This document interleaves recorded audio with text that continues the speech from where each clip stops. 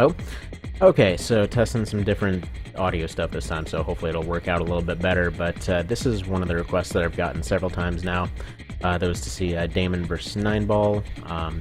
Pretty self-explanatory. Up to this point, Daemon actually didn't get made simply because he's kind of the poster boy for stuff that shouldn't work in FF. Namely, his gun and head don't even exist, his back parts are completely unusable, and his internals just... they don't really work without some help, as in he'll just run himself into charging constantly. So, he was kind of relying very heavily on OPI originally, and, that was obvious, he was just a blatantly cheating bastard, but finally got him remade in a version that I kind of like here. He does still run himself into charging. Basically what I did, swapped out the Nyx for a Sylph, so he's got a little bit better, he's got a decent gun on his left hand. His linear guns got replaced with rockets, which DPS-wise, personally, I think are far more devastating than his original version. Because of the way that he moves and because of the way he's set up, he moves pretty similar to the original. However, his energy drain is disgusting, like to the point where he literally runs himself into charging constantly if he doesn't have his Jirans. So those got slapped on his shoulders. Those will keep him running for like 30 to 45 seconds, give or take. He will still run himself out pretty quickly. He will still run himself into charging. He'll still be really friggin' dangerous even in that condition. So, without any further ado, let's just go and get this started. So since the request was always against just Nineball in general, I'm going to use both versions, just alternate between them. So, first off is the Baby's Breath. It's actually the version from Ninebreaker, not from Last Raven, but I'll still be using his emblem and things like that, and, I'm going to keep his info up just so you can kind of see how he's functioning here. So immediately he's going to burn himself through his Jirans on this map before even reaching the other guy. But, the AI, it's been mentioned before, but it's just... it can't actually calculate movement and energy weapons at the same time, so if it fires its laser at all, it just runs itself into charging.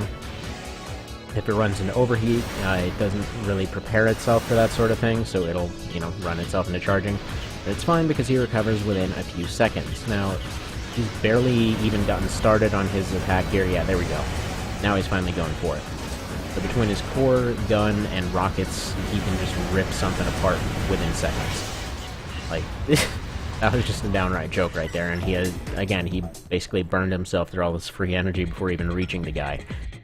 Alright, so next up we have Nine Beef. This is just a beefier version that's more energy-based, just to kind of show that he's not just resistant to shell stuff. He's actually pretty resistant to most things with this frame. And, pretty able to rip through most defenses with it as well. Who even knows why? It's just some little perfect mix that happens in there. So there we go, he's gonna take those hits. Just doing 200s, not going up at 300s with this one. He goes with all his guns, overheating anyway. They're overheating, charging, doesn't even matter. He's still fighting back. And Nine Beef is set up to put out some pretty crazy damage. He's still fighting back. Like, as soon as he ends up getting one hit with his rockets, it's pretty much just gonna be over. It's that slight stun, and it's just enough to get another rocket, get more damage in. See how it goes. And there come the EOs, and there go the rockets, and that should be the turnaround there. And there we go.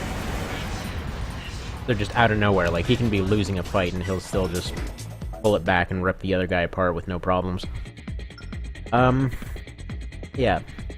I don't really expect this guy to stand any chance whatsoever. I just decided to, give each of these Nineballs a chance. And then finish it off with Sforzati. He's the head of the arena for Formula Front. I've tested him a few times, but just to kind of show how it goes. And also, it kind of feels like he needs to get some cheers. Alright. So moving on here. A close range map, so he should completely own this one.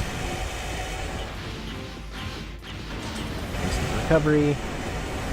Just, yeah, As soon as the other guy stops moving, it's over. That's all he needs, is just one slight opening. Just like the original, like as soon as you're tired, as soon as you're burned out on energy, it's over.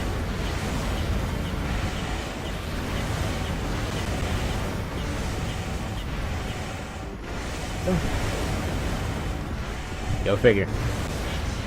Hardest AI in the friggin' series. Set up entirely to spend half the fight charging. Doesn't even matter. Okay. Moving on. Go finish it off with Swarzati.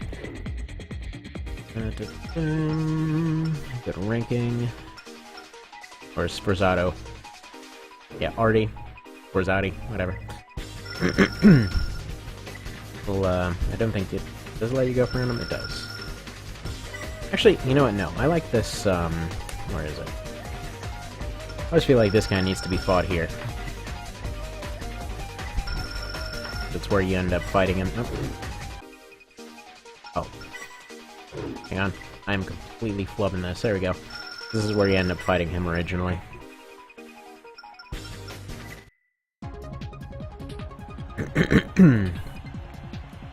And you get your applause and everything here.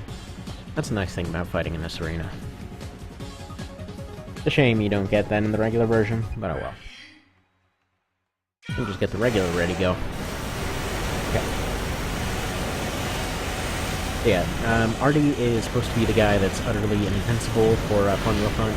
He's actually a little bit of a pushover in some cases, but he's kind of built a similar way where if his main weapons run out and he switches to his pulse rifles while also using his cluster bombs, they can also just absolutely tear down an AC in just seconds. But there we go. So Lucifer is recrowned ahead of the AI arena. Or Daemon, rather. So there you go. You know, if you want to see him fight anyone else, just let me know. He's permanently in this thing now, and I think he turned out pretty darn well. Have a good one.